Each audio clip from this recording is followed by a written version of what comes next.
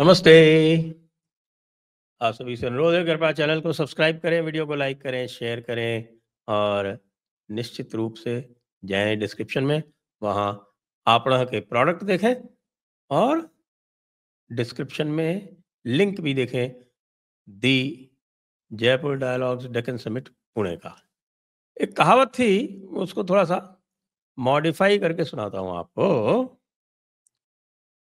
मुफ्त के माल की लूट है, सो लूट सके सो लूट।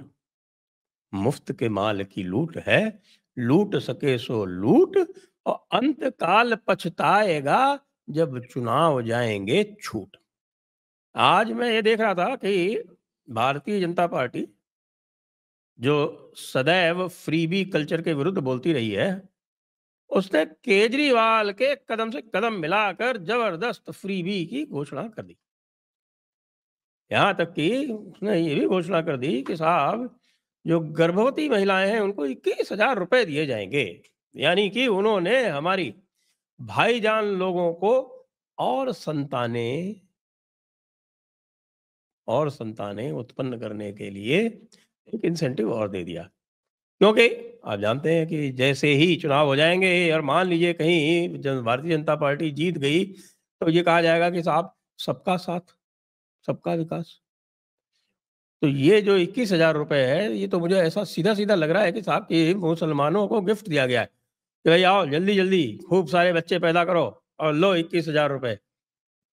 और वैसे तो हमारे यहाँ बहुत सारे एक्सपर्ट होते हैं। मुझे याद है, मेरे पिताजी जो थे वो इरिगेशन डिपार्टमेंट में काम किया करते थे। उनके नीचे एक 4th क्लास में एक व्यक्ति था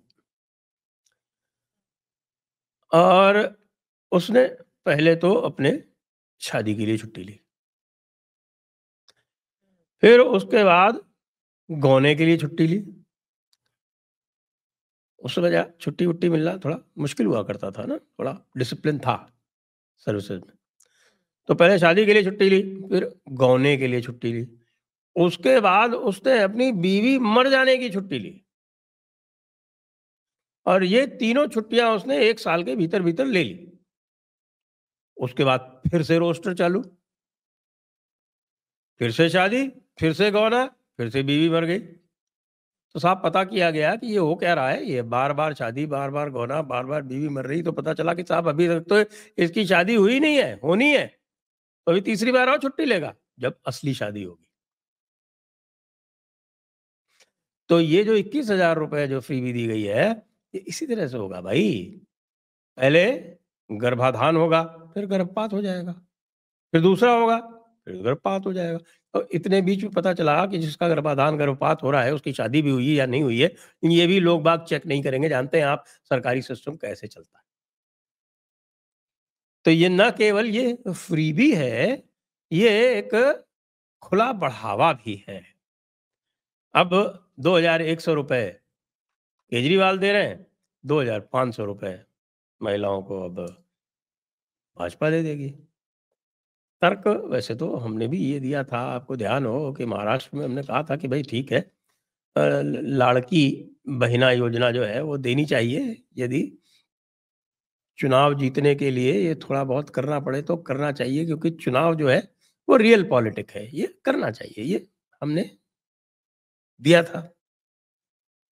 लेकिन अब प्रश्न ये उठता है, ये कहाँ तक जाएगा? अभी-अभी सुप्रीम कोर्ट ने ये रिमार्क दिया था कि साहब आपके पास जो है वो तरह-तरह की फ्रीबीज़ देने के लिए पैसा है, लेकिन जब जुडिशियल ऑफिसर्स का वेतन देने की बात आती है, तब आप तरह-तरह के बहाने बताते हो और ये बताते हो कि साहब आप फिस्कल स्ट्रेस में हो। तो आप तो फिस्कल स्ट्रेस में आओगे ही, जब जिसको हम बोलते हैं unmerited subsidy, non merit subsidy आप दोगे, तब इकोनॉमी का ये ही हाल बुरा होने वाला है।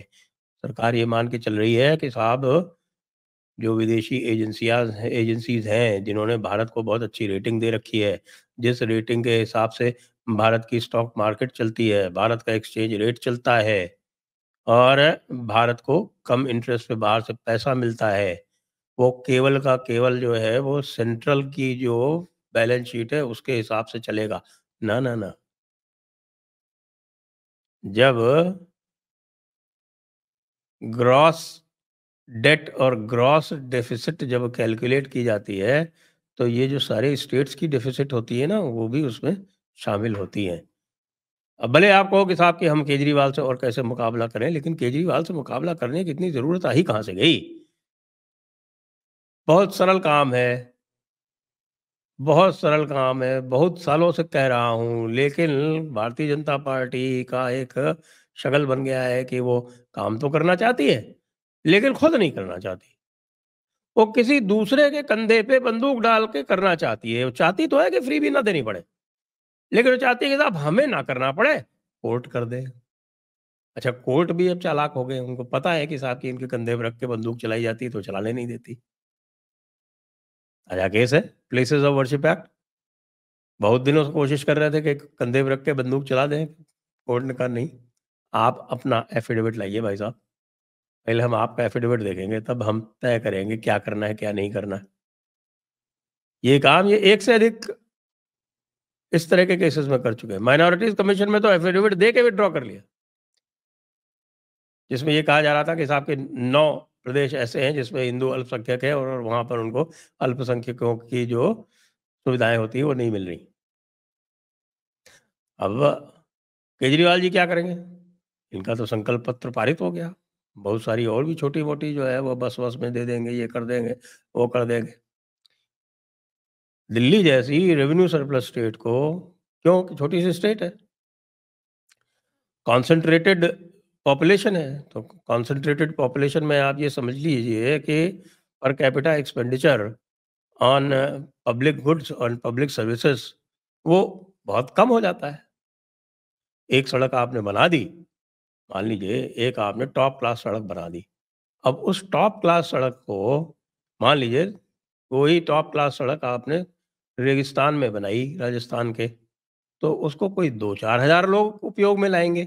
और यहाँ पर आपने एक टॉप क्लास सड़क बना दी, तो उसी को आप सोच सकते हैं कि 10-20 लाख लोग यूज़ कर लेंगे। तो ये स्थिति है, प्लस ज़बरदस्त जीएसटी आता है और अब तो शराब की इनम इनकम भी अच्छी हो गई साहब, एक्साइज़ है, वो है। ज़बरदस्त आपके पास वैट आता है।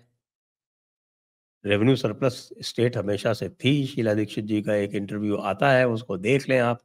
और आप अभी अगर उसको गूगल करेंगे, शीला दीक्षित इंटरव्यू, तो उसमें आ जाएगा और वो बताती हैं कि किस तरह से उन्होंने 15 साल बिना किसी विवाद के बिना किसी विवाद के दिल्ली को चलाया। और जब 1998 में जब आई थी, तब 1998 से जो उनका पहला कार्यकाल था और जो दूसरा कार्यकाल था, उसका भी पहला 1 वर्ष उन्होंने भारतीय जनता पार्टी के साथ में बड़े ही सौहार्दपूर्ण तरीके से निकाला। कहती हैं कि साहब उनकी लेफ्टिनेंट गवर्नर से हर हफ्ते मीटिंग होती थी और उस मीटिंग में आपस में वो लोग तय करते थे क्या करना है। तो लेफ्टिनेंट गवर्नर की भी बात मान ली जाती थी और स्वयं भी वो जो उनको बात मनवानी होती थी, वो लेफ्टिनेंट गवर्नर मान जाते थे। बड़े सौहार्दपूर्ण तरीके से काम चलता था, इस सफरी-बीवी की ज़रूरत नहीं पड़ती थी। लगातार वो जीतती रहीं, उसके बाद हमारे नटवर लाल जी आए और नटवर लाल जी ने ऐसे सब्ज़-बाग दिखाए कि उन्होंने पूरा का पूरा माहौल ही पलट दिया। और माहौल पलट के जो फ्रीबी कल्चर आरंभ किया, उस फ्रीबी कल्चर का अब कहीं अंत होते दिख नहीं रहा है। और एक फिस्कल रिस्पॉन्सिबिलिटी एक्ट भी है साहब, आपको ये ध्यान हो, एक फिस्कल रिस्पॉन्सिबिलिटी एक्ट है, जिसमें बोरोइंग की किसी भी स्टेट की बोरोइंग की सीमाएँ तय हैं। इसी में आपको पता हो, ध्यान होगा कि केरला सरकार ने इसके ऊपर जो क्योंकि उनकी जो सीमा थी, उससे अधिक उनको खर्च नहीं किया करने दिया जा रहा था, बोरो नहीं करने दिया जा रहा था, तो वो सिविल सूट होता है, सिविल सूट 131 आर्टिकल है जिसमें सिविल सूट फाइल कर सकती है कोई स्टेट सेंटर के अगेंस्ट में। उसके अंतर्गत वो चले गए सुप्रीम कोर्ट और कहा कि साहब हमको इसमें रियायत दिलवाइए। अच्छा हुआ मना कर दिया। तो इसमें भी एक और गलती जो है वो इलेक्शन कमीशन भी कर रहा है। इलेक्शन कमीशन ने अपने मॉडल कोड ऑफ कंडक्ट में ये लिख रखा है कि पार्टीज़ को बताना पड़ेगा कि भई वो खर्चा कहाँ से कर रहे हैं, लेकिन उसको एनफोर्स नहीं कर रहे हैं। दुनिया भर के model code of conduct enforce करते हैं, भई इतना तो आप कर ही सकते हैं, एनफोर्स कर दीजिए कि आपको जो भी आप खर्चा बताएँगे, उसका आपको बजट बताना होगा पहले से।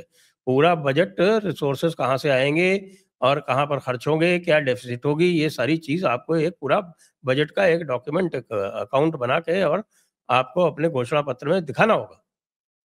ये इलेक्शन कमीशन एनफोर्स कर रहा है, वो कर नहीं रहा है, उससे सरकार एनफोर्स करवा सकती है, वो भी नहीं करा रही। तो भैया इस फ्रीबी के हमाम में सारे नंगे हैं। अब दूसरी बात देखें साहब इसी में, यद्यपि दिक्कत तो बढ़ती जा रही है केजरीवाल जी की। अब केजरीवाल जी की जो एफिडेविट आया है वो देख रहे हैं और दूसरे लोग देख रहे हैं कि साहब मनीष सिसोदिया साहब की जो पिछला एफिडेविट एफिडेविट था, उससे उनकी जो इनकम है वो 6 गुना बढ़ गई। उनकी जो वेल्थ है, वेल्थ, इनकम नहीं, आय नहीं, उनका जो धन है पूरा, वो 6 गुना बढ़ गया। तो उन्होंने कौन-सा ऐसा काम कर लिया यार 6 गुना बढ़ गया? कुछ नहीं पता। जब तक इलेक्शंस के कानून सख्ती से नहीं करे जाएँगे और उसको एनफोर्स नहीं किया जाएगा, तब तक वही हाल होगा जो इस समय महाराष्ट्र में हो रहा है। उन्होंने लाड़की बहना योजना घोषणा तो कर दी, लेकिन 44,000 करोड़ रुपए का उनके ऊपर आ गया है बिल। अब निकालो बजट में 44,000 करोड़ रुपए की व्यवस्था करो, तब आगे बात करो। अभी देखिए अभी बजट आने वाला है। अब बजट में कौन-कौन से लॉलीपॉप्स दिए जाएँगे, ये भी देखने वाली बात है। यद्यपि ऐसा रोड मैप है कि भई जो डेफ़िसिट है वो घटाई जाएगी, लेकिन डेफ़िसिट घटाई जाएगी और फ्रीबी भी दी जाएगी, ये जादू तो होता नहीं। उसके बाद फिर ये होता है कि जो बजटेड अमाउंट है, वो डिपार्टमेंट्स को डिस्ट्रीब्यूट नहीं होता, उसमें कटौती हो जाती है बाद में। और इस बार का जो बजट है उसमें ये हम अवश्य देखेंगे कि भई ये जो फ्रीबी योजनाएँ चल रही हैं, उनकी फंडिंग कैसे होती है? क्योंकि 8th पे कमीशन भी अनाउंस कर दिया गया है। भाई 8th पे कमीशन किस लिए चाहिए? मुझे अधिक पेंशन नहीं चाहिए भाई, अधिक पेंशन जो भी आप दोगे, वो मैं दान कर दूँगा। और इसी तरह जितने भी केंद्रीय कर्मचारी हैं, उन सबको भी ये प्रण लेना चाहिए, यार तुम लोग जो है टॉप 2-3% में आते हो, किस लिए चाहिए इतना आपको पेंशन और सैलरी?